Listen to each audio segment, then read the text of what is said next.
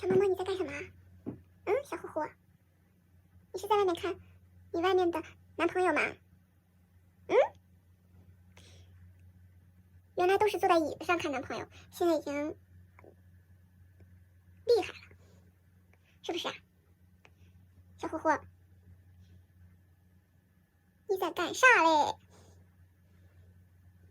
大半夜的不睡觉啊？呼呼，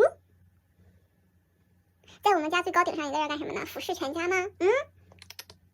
呼呼，小呼呼，给我握个爪，给我握个爪，估计是嫌我太吵了。怎么了？你要换个姿势是吗？哎呦喂，你这鬼片即视感呢？这个角度的打光，咦？